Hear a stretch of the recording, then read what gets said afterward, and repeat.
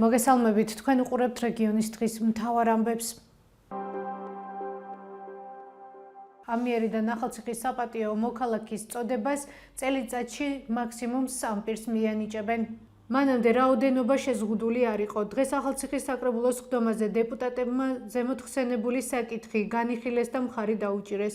როგორც საკრებულოს ხდომაზე გახდა ცნობილი, საპატიო მოქალაქის სტატუსი შესაძლებელია მიენიჭოს როგორც საქართველოს, ასევე უცხო ქვეყნის მოქალაქესაც. ახალციხის მუნიციპალიტეტში ცხოვრება სავალდებულო არ არის. მათ, რომლებსაც განსაკუთრებული დამსახურება აქვთ ახალციხის ან და საქართველოს წინაშე.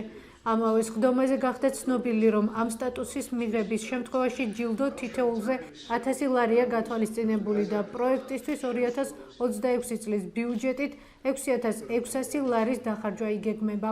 საპატიო წოდება, როგორც მოგეხსენებათ, მიენიჭება საქართველოს და მუნიციპალიტეტის წინაშე განსაკუთრებული 8 წლის მქონე პიროვნებებს, განუჩევლად სქესისა, რელიგიური აღსარებლობისა, სოციალური მდგომარეობისა, საზოგადოებრივი პოლიტიკური შეხედულებისა და რელიგიური აღსარებლობისა, რომელმაც თავისი საზოგადოებრივი, პროფესიონალური და სამეცნიერო ან სხვა საქმიანობით მოღვაწეობით აქვს განსაკუთრებული დამსახურება ჩვენი ქვეყნის წინაშე, მუნიციპალიტეტის წინაშე.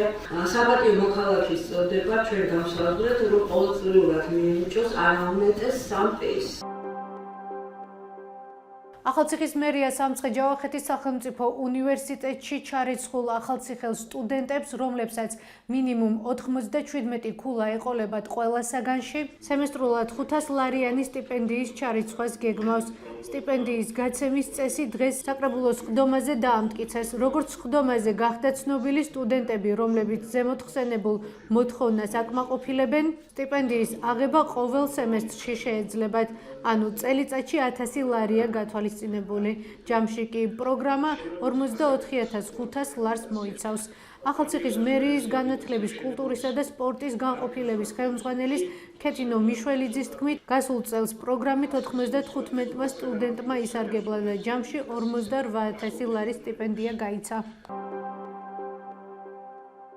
თბილისის სახელმწიფო უნივერსიტეტის და ტექნიკური უნივერსიტეტის გაერთიანება იგეგმება.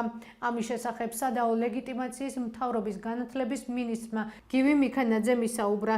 მიქანაძის განცხადებით, გადაწყვეტილება რექტორებთან წინასწარი კონსულტაციის საფუძველზე მიიღეს. რის საფუძველზე მიიღეს გადაწყვეტილება, განათლების სამინისტროდან პასუხის ნაცვლად პრეს-რელიზი გამოგვიგზავნეს, სადაც ჩვენი კითხვის პასუხი არ წერია. დაიცავი განათლება მოწოდებით თსეუს პირველ კორპუსის ეზოში სტუდენტების აქცია იმართება. ეს იყო ჩვენს ხელთ არსებული დღევანდელი ბოლო ინფორმაცია. მეტი და დეტალური ინფორმაციისთვის ეწვიეთ ჩვენ ვებ და Facebook გვერდს. გმადლობთ, რომ გვიყურებთ. ხვალამდე.